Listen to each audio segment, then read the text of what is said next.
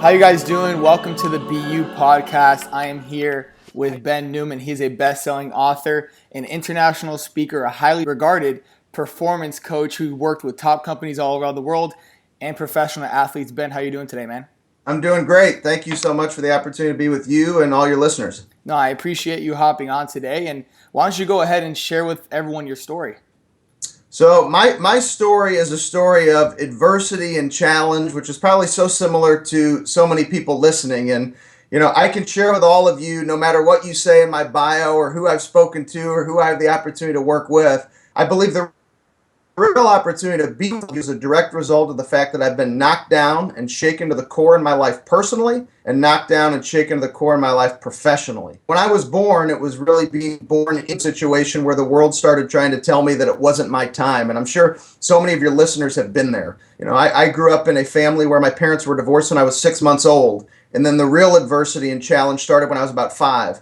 My mother was diagnosed with a rare muscle disease called amyloidosis. And at the time of her diagnosis, there were only 2 hospitals in the United States treating the disease. She went to Boston, and her doctor told her she was only the second woman under 40 years old they'd ever seen or heard of having the disease. Yet my mother made the conscious choice to respond positively. I call that reframing. It's where the most successful individuals, they focus on solutions, not problems. That's what my mother did, and it's what's remained a guide in my life to recognize we can overcome anything. She had a journal where she wrote, beat the statistics, beat the odds, believe in yourself, combat anything, purpose in life.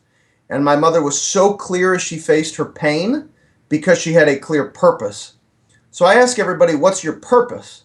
You see, because when I look back on my mother's life, and my mother passed 11 days before my 8th birthday, I remember all the positive, amazing stories and times that we had together because of how she chose to live her life. And that's the greatest life lesson I've ever learned. It came from my mom. It's not how long you live, it's how you choose to live your life. And when you choose to live it with purpose and you understand where you're going, no matter how significant your pain is, the purpose will overtake the pain and you'll go lead others. Wow. Great story, obviously. And just like your mother, I mean, she obviously had a lot of mental toughness.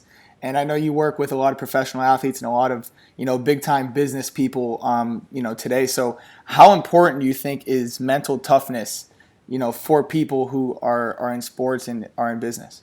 All right, is everybody paying attention? Mental toughness is everything.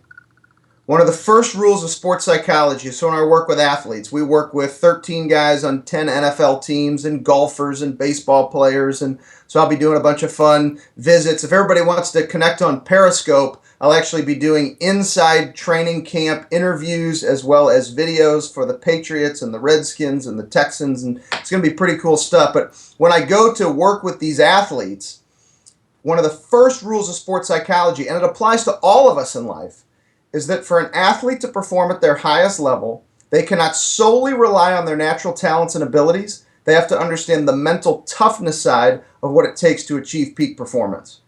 So what that means is if you really want to get to the levels that you're capable of achieving in your life, you have to understand mental toughness. My mother's that example of mental toughness, the power to reframe, focus on solutions, not problems.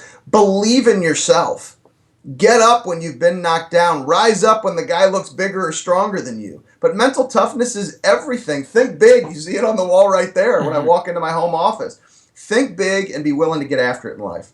Wow. So do you find any common denominator of success, whether it's professional athletes or business people? Yeah, there's a huge common denominator, and the common denominator of success is that the most successful people, they drive their daily behaviors, and they understand what daily activities will make them successful. The most successful people are not waking up in the morning worrying about the next sale that they're going to make or terrible stress. Do they have fear? Do they have stress? Yes, they do. But they look up on the canvas of their imagination, they paint their big goals, their big dreams, but then they pull it down, they put it right in front of their face, and they give everything they have to the work that it takes to be successful. And each and every single person watching, I'm sure you have big dreams and you have big goals, but if you want to achieve them, you better be willing to pull it down and go to work. Because nothing great happens with good old-fashioned hard work. You have to work hard, otherwise it's going to take you a long, long time and too much stress and too much waiting around thinking somebody's going to do the work for you. Right. Now you call this your prize fighter day morning. how important is the You morning did do your routine? research. I did, of course, of course. So how important is the morning routine? So the morning routine is huge. You know, if I were to say to all of the listeners, hey, here's the deal. I'm going to give you a gift on this call, and I will give everybody a gift. Everybody can actually guess. So I'll give you two gifts. The first gift is if everybody goes to freeplaybook.net, you can get a free copy of our best-selling Your Mental Toughness Playbook. We started just giving it away for free. Great. It's the 6 proven tools that have been put to the test by all those athletes and business professionals we work with.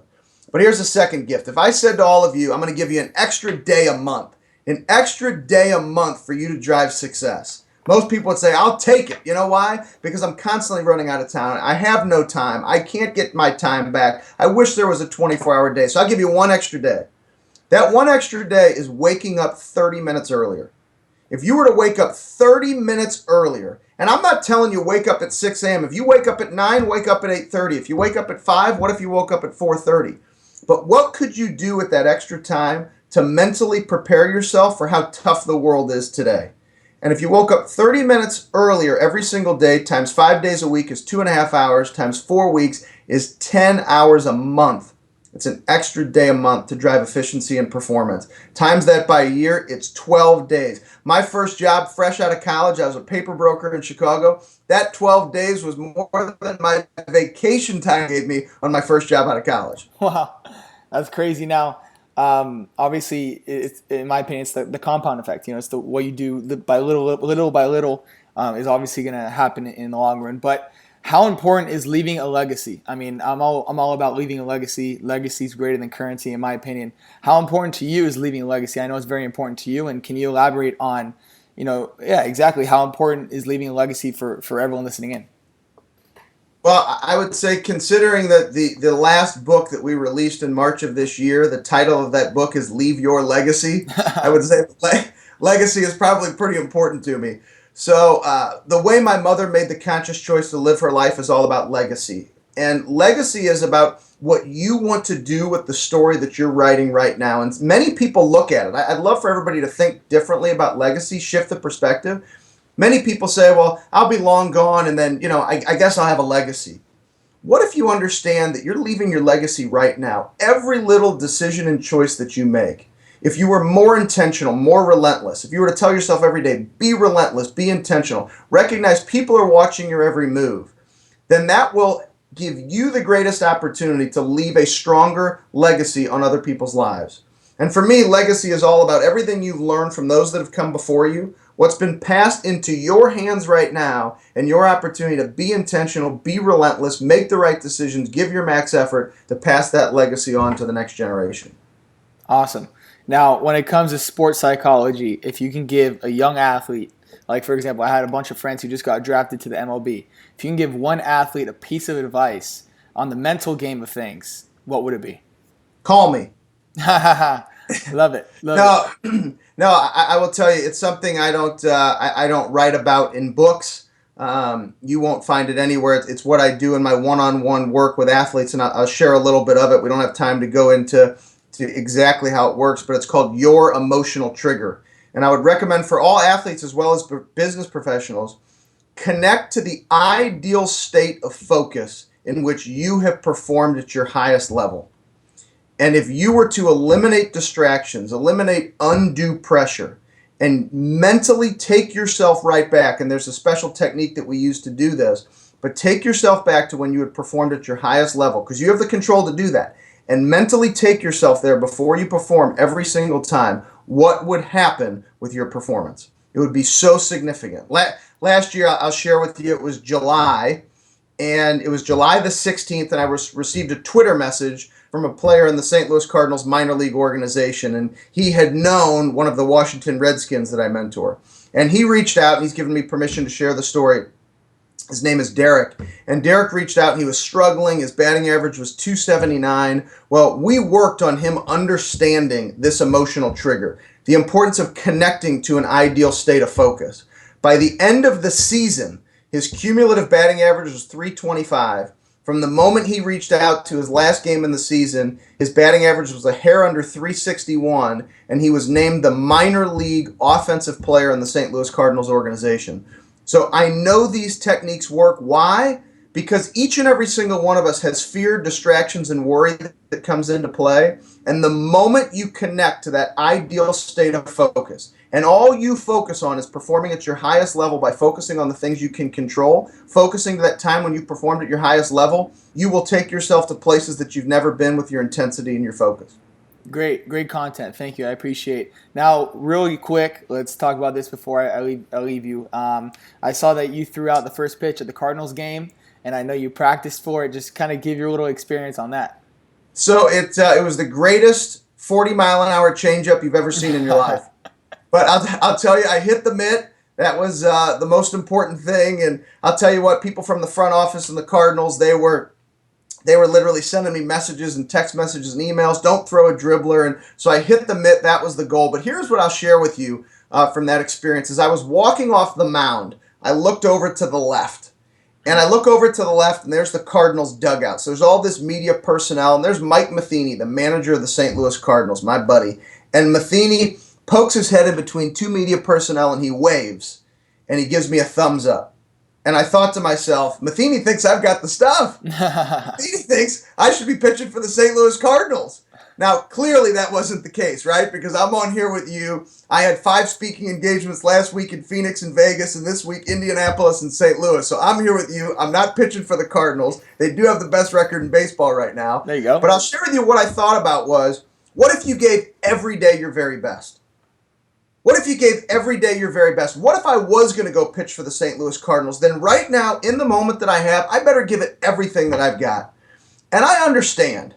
That's almost like what you expect to hear from the motivational, inspirational speaker, right? Give it everything that you got. Well, how am I supposed to do that? And don't you recognize that adversity strikes and life is tough? I do. I already shared with you. I've been shaken to the core personally and professionally. I've lived through the adversity with my mother. I fight for her every single day. I've been knocked down in business. But when you focus on giving every single day everything that you've got, and you focus on your relentless commitment to the work, and you stop worrying about results, that's a pretty tough formula to beat in life. Great. Well, Ben, I appreciate everything, and that's why his Instagram and all of his social media is Continued Fight. And we will definitely put the link down here to the free book so you guys can check that out. But Ben, I appreciate your time, and I know you're very busy. And thank you for hopping on board today with the podcast. Yeah, go do great things, everybody. Appreciate it.